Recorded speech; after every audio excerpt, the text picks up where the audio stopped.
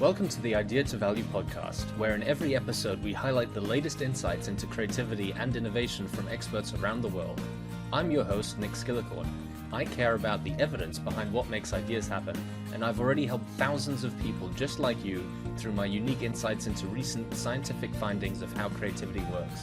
I also show you how to turbocharge innovation programs so they finally deliver on the value and ideas you've been struggling to execute. Get your free training on how creativity can be improved by registering now at www.ideatovalue.com. Now let's get on with today's episode. Hello, everyone, and welcome to another episode of the Idea to Value podcast. I'm thrilled to have with me today Céline Flores Willers. She's a LinkedIn influencer on innovation, and she's built a company that helps others also build the reach that they want on LinkedIn to get their ideas out there. Céline, it's wonderful having you here. Thank you very much. A pleasure. So you got voted as one of the voices of 2019 when it came to innovation on LinkedIn. That's quite a remarkable achievement. Can you just let people know a bit about yourself and how you got started on this innovation journey? Okay, amazing. Yes, of course. I'll try to keep it short. So I started video blogging on LinkedIn about innovation and entrepreneurship about 2 years ago in 2018. And back then I actually still studied in my master's, and I worked for a company called EY, Ernst Young, a consultancy. And back then I was, creating, developing, and then also hosting workshops for EY on innovation. So all these kind of, business model canvas workshops and design thinking workshops. So that was basically what I did besides my studies. And I really got into that topic. And this was kind of, my main passion to look at new startups, to look at new ideas. And so that's why I wanted to start up this channel also and talk about my experiences, talk about the workshops.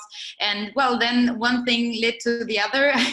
And after starting, I think a few months later, I started in June, and then in November, I already got this kind of, a certificate or a reward, which you just mentioned, to be a top voice on LinkedIn, which means one of the top 25 influencers in the German-speaking region.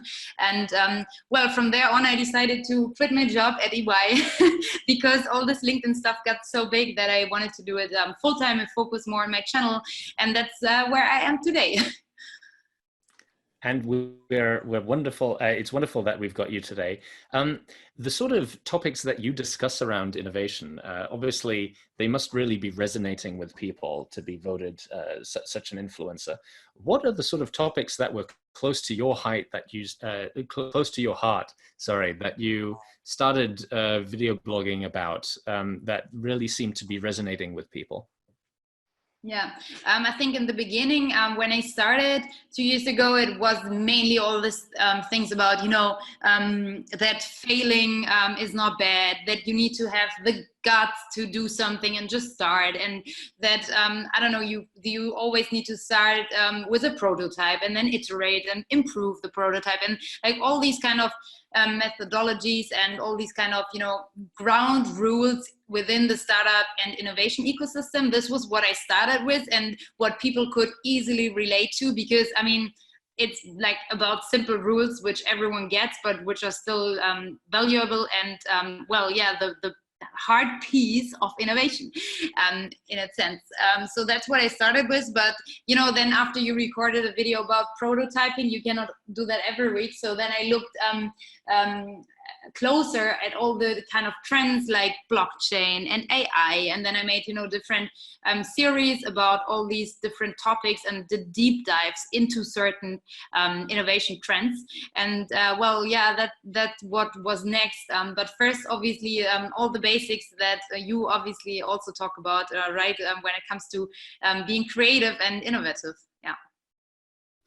And what have you found is really happening on LinkedIn right now when it comes to talking about innovation and also getting your reach out there?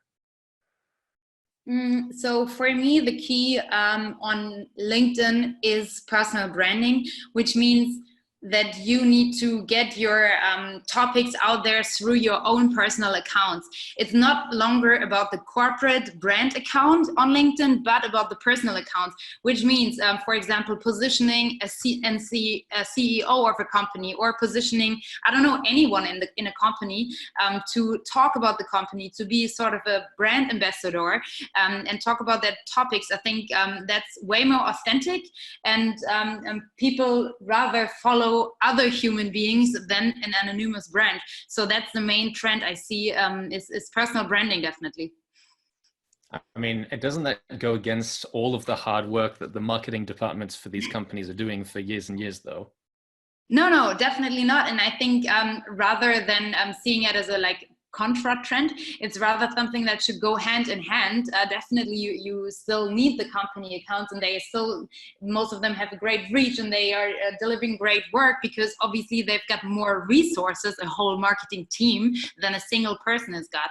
But I think companies nowadays should definitely advocate their employees and teach them to also go out there, because I mean, as a marketing team, let's say you are 10 people, but that's nothing compared to a company with 1,000 employees who could all be brand ambassadors. That's like a huge, tremendously great sales force which can go out there and spread messages. And one great example there is the Telecom in Germany as well. They are doing a great job, and I think that the future, that marketing departments align with their employees and help and enable them to also go out there and spread messages. So is this about everyone in the company having sort of a company logo that they put out on LinkedIn, or is this about everyone individually having to create their own personalized content? It definitely is rather the last thing you said, and that's also, I mean, why it's called personal branding. So you definitely need to bring in your own content, your own values, because if you just share a brand message every time, every day, then I mean, that's not authentic. People want to know your perspective, your way of looking at things, and topics and ideas.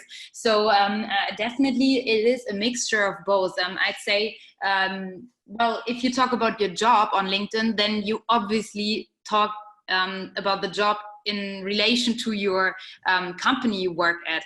It's always connected to what you do, the company and the culture of the company. But in the end, you definitely need to bring in your own perspectives as well. For example, I don't know, also talking about your passions. For example, for me, I studied communication, which has nothing to do with innovation, but innovation was always, my heart topic, so to say, and my passion. So that's why I started talking about innovation also on LinkedIn. And then, one thing led to another, but this was more of a personal interest. So I think talking about your job and your company, yes, but also bringing in your own perspective and content. Yeah.